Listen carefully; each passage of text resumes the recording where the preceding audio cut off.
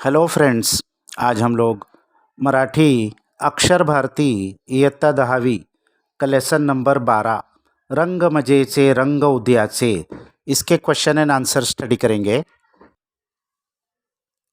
प्रश्न 1 कवितेच्या आधारे बी रुजण्याच्या क्रियेचा ओघतक्ता तैयार करा। इस पोएट्री के आधार पर बीज के उगने का स्प्राउट होने का जो प्रोसेस है उसका फ्लो चार्ट तैयार कीजिए। तो पहला पॉइंट इन्होंने दिया है डोंगरावर बिया उधड़ने। डोंगर यानी पहाड़ पर बी यानी सीड, उधड़ने फैला देना, स्प्रेड कर देना। तो फिर उसका नेक्स्ट स्टेप क्या होगा? देशी झाड़े उगवून येने। तो उन बी में से देशी झाड़ यानी जंगली झाड़ जो उस एरिया में अडेप्ट हो चुके हैं ऐसे झाड़ उगेंगे। और उसके बाद नेक्स्ट स्टेप रान गच्छ माजने। रान यानी जंगल, गच्छ यानी एकदम डेंस, माजने यानी बहुत ज़्यादा तादाद में उग जाना, पूरा जंगल उसमें से उग जाएगा। और फिर उसके नतीजे में क्या होगा? आभाळातून पाऊस पड़ने। जितना ज़्यादा जंगल होगा उतना ही आसमान से ज़्यादा बारिश होगी। आकृती पूर्ण करा। काळी आई जगवण्यासाठी अपेक्षित कार्य। काली आई यानी काली माँ यानी ब्लैक जो सॉइल होती है, फर्टाइल सॉइल, उसको काली माँ कहा है। तो उसको जगवण्यासाठी, उसको जिंदा करने के लिए अपेक्षित कार्य, क्या कार्य हमसे अपेक्षित है, एक्सपेक्टेड है? तो आंसर फर्स्ट पॉइंट, राबणाऱ्या हातांना पाठबळ देने। राबणे यानी जो मेहनत करने वाले हाथ है यानी किसान, इनको पाठबळ यानी इनको सपोर्ट देना। दूसरा, डोंगरावर बिया उधड़ने, पहाड़ों के ऊपर बीज को फैला देना। तो तीसरा, देशी झाड़े रुजवने, देशी जो झाड़ है उस एरिया के जो खास झाड़ है उनको उगाना, उनको फैलाना। प्रश्न 2 चौकटी पूर्ण करा। जेथे दृष्टि पहुँचते असे ठिकाण, जहाँ तक नज़र जाती है उस जगह के लिए क्या नाम आया है कविता में? फुला फुलांचे दाट ताटवे। फूलों के एकदम डेंस गुच्छे खिले हुए हैं जहाँ तक नज़र जाती है। कवयित्रीच्या मते जपायची गोष्ट। कवयित्री पोएटेस के ओपिनियन में किस चीज़ को संभाल के रखना चाहिए? तो सृष्टि, नेचर को संभाल कर रखना चाहिए। प्रश्न 3 कवितेत आलेल्या खालील संकल्पना स्पष्ट करा। पोएट्री में कुछ संकल्पना, कुछ आइडिया आए हैं, इसको क्लियर कीजिए, क्या इनका मतलब है? आभाळाचे छत्र। तो आभाळ आसमान को कहते हैं, छत्र यानी छाया को कहते हैं। तो इस पोएट्री में इसका क्या मतलब है? म्हणजे आभाळाची माया, मतलब आसमान की माया, दया, मर्सी। आभाळाचा आधार माणसांना मिळणे, आसमान का सहारा इंसान को मिलना। आभाळातून पाऊस पडतो त्यामुळे धान्य पिकते, माणूस जगतो, आसमान से बारिश गिरती है, उस वजह से फसल उगती है, तो इंसान जिंदा रहता है। म्हणून त्यास आभाळाचे छत्र, सावली म्हटले आहे। इसीलिए उसको आभाळ की, आसमान की छाया, सावली कहा गया है। और दूसरा पॉइंट है गर्भ रेशमी सड़सड़। गर्भ रेशमी, रेशम तो सिल्क को कहते हैं, लेकिन यहाँ बहुत कीमती चीज़ मुराद है।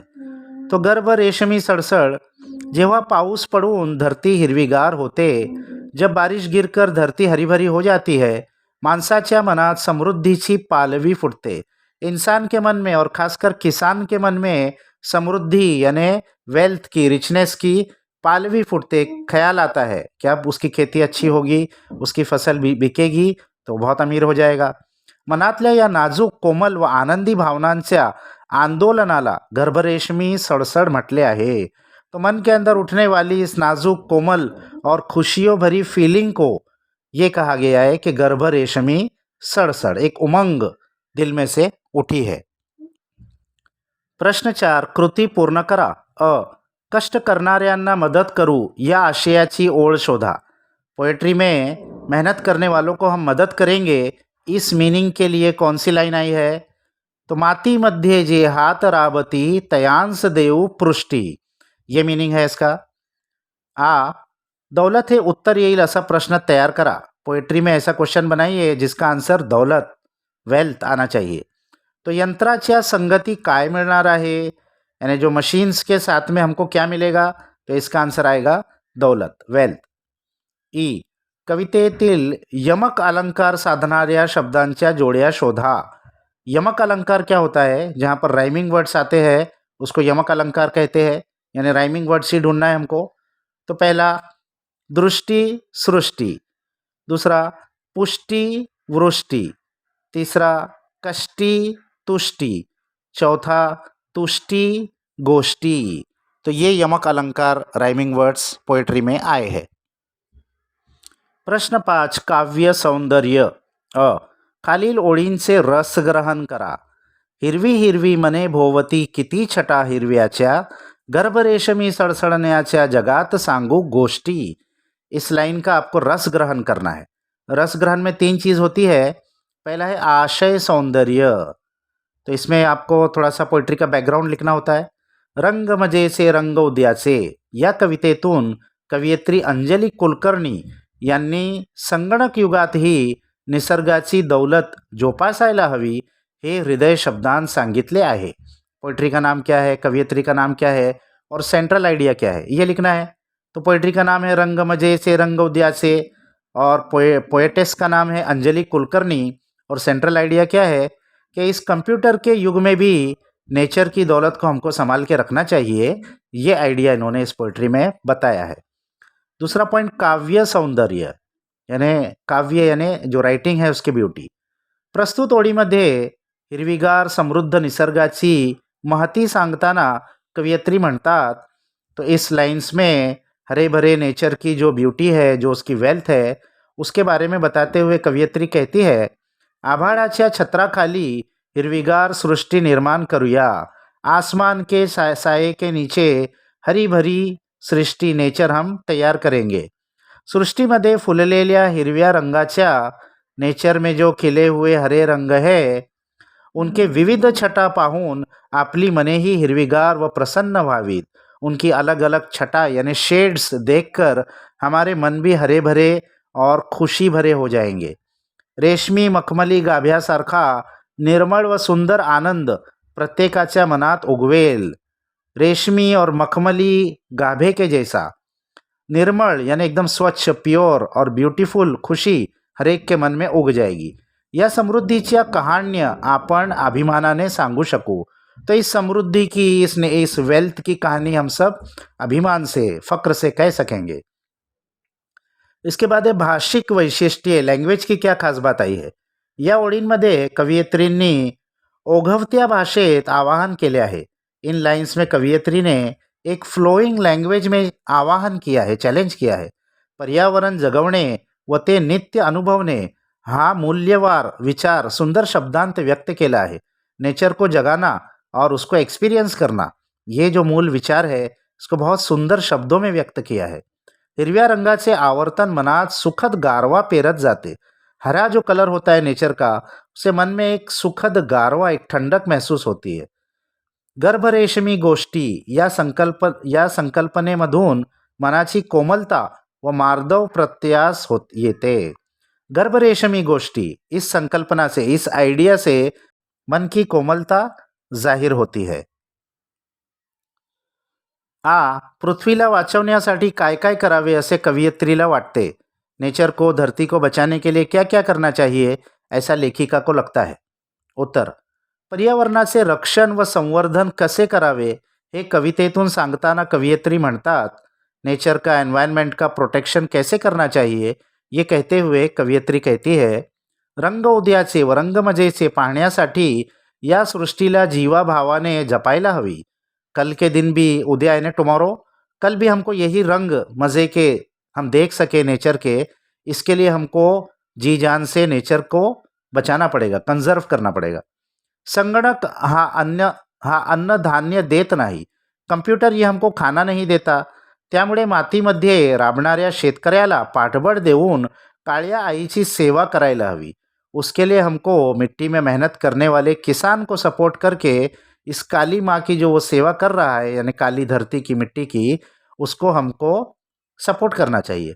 डोंगरावर बिया उधळून द्यावात, पहाड़ों पर हमको बीज फैला देनी चाहिए, त्यातून देशी झाड़े उगवतील। उसमें से देशी झाड़े जो यहाँ अडेप्ट किए हुए ऐसे झाड़ उगेंगे। दाट राने फोफावतील, घने जंगल उसमें से उग जाएंगे। त्यामुळे पावसाचा वर्षाव होऊन धरती हिरवीगार होईल. उसकी वजह से बारिश भी खूप होगी और धरती हरीभरी हो जाएगी. पृथ्वीला अवर्षणापासून वाचवण्यासाठी झाडे लावायला हवीत. पृथ्वी को, धरती को बारिश जो रुक जाती है उससे बचाने के लिए झाडे लगाना जरूरी है. निसर्गाचे सौंदर्य अबाधित राखण्यासाठी कटिबद्ध व्हायला हवे. नेचर का जो ब्यूटी है वो रुके नहीं, वो हमेशा ऐसे कायम रहे. इसके लिए हमको एक पक्का इरादा करना पड़ेगा. मातीशी असलेली नाळ तोडू नये. माती से, मिट्टी से जो हमारा रिश्ता है उसको नहीं तोड़ना चाहिए. पर्यावरणाची जोपासना करणे हे आपले आद्य कर्तव्य आहे. पर्यावरण का, नेचर का हम कंजर्वेशन करें, ये हमारा फर्ज है. पृथ्वीला वाचवण्यासाठी प्रयत्नांची पराकाष्ठा करायला हवी. पृथ्वी को, अर्थ को बचाने के लिए बहुत ज़्यादा कोशिश हमको करना चाहिए. तेव्हाच धरतीवरच्या हिरव्या छटा पाहून मानवी मन आनंदित होईल. तभी धरती की हरी हरी शेड्स देखकर इंसानी मन खुश होगा. आगे ये चीज़ बचेंगी तो लोग इसको देखकर खुश होंगे. वसुंधरेचे हिरवेपण जपण्यासाठी उपाय सुचवा. वसुंधरा यानी धरती, पृथ्वी, उसका हरापन बाकी रखने के लिए आप क्या उपाय करेंगे, क्या सोल्यूशन है उसका? उत्तर, आपण ज्या पृथ्वीवर राहतो ती आपली माता आहे. हम जिस धरती पर रहते हैं वो हमारी माँ है. उसी से हमारी सारी ज़रूरत पूरी होती है. ती संपन्न व समृद्ध राहावी यासाठी पृथ्वीची काळजी घेणे हे आपले कर्तव्य आहे. वो संपन्न यानी कंप्लीट और समृद्ध यानी रिच रहे, इसके लिए उस धरती की काळजी घेना, उसकी फिक्र करना, ये हमारा कर्तव्य है, फर्ज है. प्रचंड जंगल तोडीमुळे जंगले भकास झाली आहे. बहुत ज़्यादा तादाद में डिफॉरेस्टेशन हुआ है, जंगल काटे गए हैं, जिससे जंगल एकदम भकास, एकदम वीरान, सूने हो गए हैं. त्यामुळे पाऊस पडत नाही. उसकी वजह से बारिश भी रुक गई है. अवर्षणाचे संकट पृथ्वीवर सतत येत असते. बारिश रुक जाने का जो संकट है वो पृथ्वी पर आते रहता है इस वजह से. म्हणून पृथ्वीला वैराण होण्यापासून वाचवण्यासाठी झाडे लावा, झाडे जगवा ही मोहीम अग्रक्रमाने राबवणे आवश्यक आहे. तो इसीलिए धरती को वीरान होने से बचाने के लिए झाड़ लगाओ, झाड़ बचाओ ये मुहिम बहुत तेज़ी से चलाने की ज़रूरत है. पृथ्वीला वाचवणे हे प्रत्येक नागरिकाचे प्रथम कर्तव्य आहे. पृथ्वी को बचाना ये हर एक नागरिक का सबसे पहला धर्म है, फर्ज है. पाणी नाहक वाया दवडणे, पाणी को नाहक वेस्ट करना, पाण्याचा गैरवापर करणे चुकीचे आहे. पानी को गलत इस्तेमाल करना ये गलत बात है. तसेच वायु प्रदूषण व जल प्रदूषण यांना आळा घालणे आवश्यक आहे. इसी तरीके से एयर पोल्यूशन और वाटर पोल्यूशन इनको रोकना भी बहुत ज़रूरी है. पृथ्वी हिरवीगार करणे हाच पृथ्वीला वाचवण्याचा एकमेव उपाय आहे. तो पृथ्वी को, धरती को हरा भरा करना, ट्री प्लांटेशन करना, यही पृथ्वी को बचाने का एकमेव उपाय, एकमेव सोल्यूशन है. अब इसके आगे कुछ ग्रामर के आंसर्स हमने दिए हैं, ये भी आप लोग देखकर स्टडी कर लो.